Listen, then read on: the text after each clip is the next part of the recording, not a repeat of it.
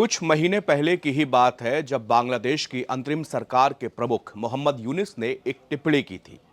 टिप्पणी भी अपने देश में रहकर नहीं बल्कि चीन यात्रा के दौरान की गई, इसलिए ये और भी ज्यादा महत्वपूर्ण हो जाती है। चीन की गोद में बैठकर यूनिस कह रहे थे कि भारत के पूर्वोत्तर राज्यों का चारों ओर से जमीन से घिरा होना एक अवसर साबित हो सकता है। यूनुस आगे कहते हैं कि भारत के पूर्वी हिस्से के 7 राज्य 7 बहनें कहलाती हैं।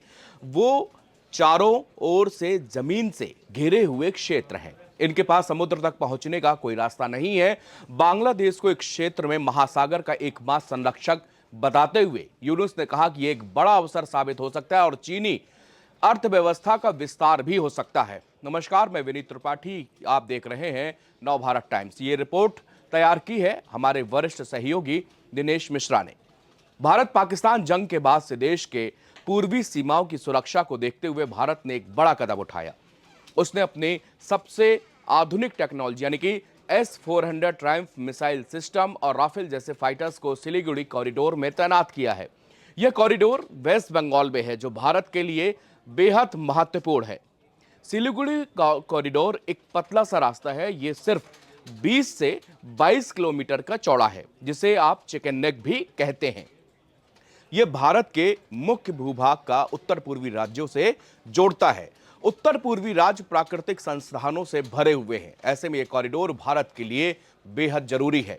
आइए जानते हैं चिकन नेक की अहमियत क्या है और भारत इसके लिए क्या तैयारी कर रहा है। डिफेंस सिक्योरिटी एशिया पर छपी एक रिपोर्ट के मुताबिक S-400 मिसाइल सिस्टम बेहद शक्तिशाली है। यह एक साथ कई हवाई लक्ष्यों को मार सकता है। इसकी रेंज 400 किलोमीटर से भी ज्यादा है। भारत ने इसे चीन और बांग्लादेश की बढ़ती हवाई गतिविधियों को देखते हुए तैनात किया है। हाल ही में भारत ने देखा कि चीन और बांग्लादेश की वायुसेनाएं सिलीगुड़ी कॉरिडोर के पास उड़ानें भर रही हैं। भारत को लगता है कि यह एक तरह से भारत की ताकत को आजमाने की कोशिश है। ऐसे में भारत ने S-400 को तैनात करके अपनी ताकत का प्रदर्शन किया है। सिलीगुड़ी कॉरिडोर हमेशा से भारत के लिए एक चिंता का विषय रहा है। डोकलाम के बाद से ही भारतीय सेना ने तेजी से कार्रवाई करने, हर तरह का मुकाबला करने और कॉरिडोर के आसपास हमेशा तैयार रहने पर ध्यान दे रहे हैं। भारत ने यह कदम ऐसे वक्त पर उठाया है जब बांग्लादेश में राजनीतिक बदलाव हो रहे हैं। मोहम्मद यूनुस की सरकार चीन के साथ नजदीकियां लगातार बढ़ा रही है। पहले बांग्लादेश की सरकार भारत के साथ अच्छे संबंध रखती थी, लेकिन अब यूनुस की सरकार चीन और पाकिस्तान के साथ दोस्ती कर रही है और इसी कारण भारत और इन दोनों देशों को अपना दुश्मन मानता है। यूनुस सरकार चीन के साथ मिलकर कई आर्थिक और बुनियादी ढांचे परियोजनाएं शुरू कर रही है। भारत को लगता है कि चीन अपनी बेल्ट एंड रोड इनिशिएटिव यानी कि BRI के जरिए बांग्लादेश को अपने जाल में फंसा रहा है। भारत हमेशा से BRI का विरोध करता रहा है। भारत का इसमें साफ कहना है कि चीन इस परियोजना के जरिए पूरे एशिया में अपना दबदबा बढ़ाना चाहता है। इससे देशों की सुरक्षा और स्वतंत्रता खतरे में पड़ जाएगी। खबरें आ रही हैं कि बांग्लादेश चीन की मदद से लाल मोनेरहाट जिले में एक हवाई अड्डा बनाने की भी योजना बना रहा है। यह जगह सिलीगुड़ी कॉरिडोर से बेहद करीब है। अगर ऐसा होता है तो भारत के लिए खतरा और भी ज्यादा बढ़ जाएगा। इन खतरों को देखते हुए भारत ने सिलीगुड़ी में S-400 मिसाइल सिस्टम को तैनात किया है। इसके साथ ही भारत ने हाशिमारा एयरबेस पर राफेल लड़ाकू विमान का एक स्क्वाड्रन भी तैनात कर दिया है। राफेल विमान बेहद आधुनिक है। इसमें मेटेओर मिसाइलें, स्कैल्प, क्रूज और इलेक्ट्रॉनिक युद्ध प्रणाली से पूरी तरह से लैस है। ये विमान हवा में दुश्मनों को मार गिराने और सटीक निशाना लगाने में पूरी तरह से सक्षम है। राफेल विमानों के साथ ही मिग विमान भी हाशिमारा में तैनात किया गया है। ये सभी विमान मिलकर भारत की वायुसेना को और भी ज्यादा मजबूत बनाते हैं। इससे भारत किसी भी हमले का तुरंत और तेजी से जवाब दे सकता है। भारत ने अपनी सुरक्षा को और भी मजबूत करने के लिए ब्रह्मोस क्रूज मिसाइल रेजिमेंट को भी तैनात किया है। यह मिसाइल 300 से 500 किलोमीटर की दूरी तक जमीन और समुद्र में मौजूद लक्ष्यों को मार सकती है। ब्रह्मोस मिसाइल को भारत और रूस ने मिलकर बनाया है। यह दुनिया की सबसे तेज क्रूज मिसाइलों में से एक है। यह भारत की कोल्ड स्टार्ट अब में पहला हमला करने में रणनीति में बेहद महत्वपूर्ण भूमिका निभाती है। भारत ने सिलीगुड़ी कॉरिडोर में कई इसरो वाली एयर डिफेंस सिस्टम भी तैनात कर दिया गया है। इसमें आकाश जैसे मध्यम दूरी की मिसाइलें, सॉल्ट यानी कि कम दूरी की वायु रक्षा बैटरी और वी सॉल्ट यानी कि बेहद कम दूरी की वायु रक्षा सिस्टम एक्टिव है। यह प्रणाली ड्रोन और क्रूज मिसाइलों जैसे सभी हवाई हमलों को रोकने में पूरी तरह से सक्षम है। इस प्रणाली का मुख्य उद्देश्य हर समय निगरानी करना और किसी भी हमले के लिए तैयार रहना है। सिलीगुड़ी क्षेत्र में भारत की जमीनी सेना की कमान त्रिशक्ति कोर के पास है। इसका हेडक्वार्टर सुकना में है। यह कोर युद्ध लड़ने और जीतने में माहिर है।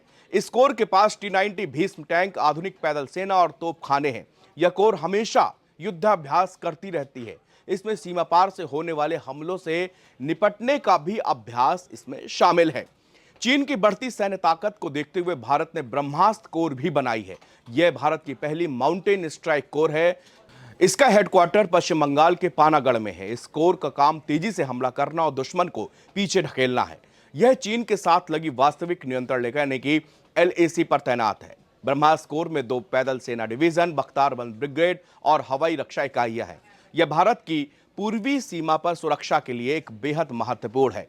पिछले साल भारत ने बांग्लादेश को एक चेतावनी दी थी। बांग्लादेश का एक तुर्की निर्मित बख्तियार TB2 ड्रोन भारत और बांग्लादेश सीमा के पास उड़ रहा था। भारतीय सेना के अधिकारियों ने बताया कि नियमों के मुताबिक किसी भी ड्रोन को अंतर्राष्ट्रीय सीमा से 10 किलोमीटर के दायरे में उड़ने की अनुमति नहीं है। ऐसा इसलिए ताकि कोई भी संवेदनशील जगहों की जासूसी ना कर सके। माना जा रहा था कि बांग्लादेशी TB2 ड्रोन भारतीय क्षेत्र के पास ISR यानी कि खुफिया निगरानी और टोहनी मिशन पे था। इस घटना के बाद भारत ने अपनी हवाई सीमा पर निगरानी बढ़ा दी।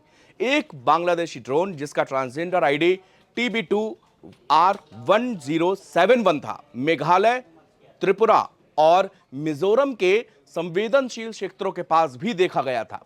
रिपोर्ट के मुताबिक यह ड्रोन ढाका के तेजगांव एयरबेस से उड़ा था। इसे बांग्लादेश की 67वीं सेना ने एक नियमित ISR मिशन के तहत उड़ाया था। इससे पता चलता है कि सीमा पर निगरानी कितनी आवश्यक है। बांग्लादेश ने तुर्की से 12 TB2 मध्यम ऊंचाई वाले और लंबी दूरी के ड्रोन खरीदे हैं, जिसमें 6 ड्रोन काम कर रहे हैं। इसमें बांग्लादेश की ISR क्षमता काफी बढ़ी है। भारत के लिए चिंता की बात यह है कि बांग्लादेश 32 JF-17 थंडर लड़ाकू विमान खरीदने की भी योजना बना रहा है। यह एक चौथी पीढ़ी का मल्टी रोल विमान है जिसे पाकिस्तान और चीन ने मिलकर बनाया। भारत ने इस सौदे पर नाराजगी जताई। भारत को लगता है कि बांग्लादेश अपने दुश्मनों के साथ मिल रहा है और इससे क्षेत्र में हवाई शक्ति का संतुलन बिगड़ सकता है। JF-17 विमान पाकिस्तान की एयरफोर्स में शामिल है। इसमें चीनी रडार, इलेक्ट्रॉनिक युद्ध प्रणाली और लंबी दूरी की मिसाइलें लगी हुई हैं। भारत और बांग्लादेश के रिश्ते वे पहले से ही तनावपूर्ण हैं। अब पाकिस्तान की खुफिया एजेंसी ISI के अधिकारियों ने ढाका का दौरा किया है। इससे दोनों देशों के बीच और भी ज्यादा तनाव बढ़ गया है।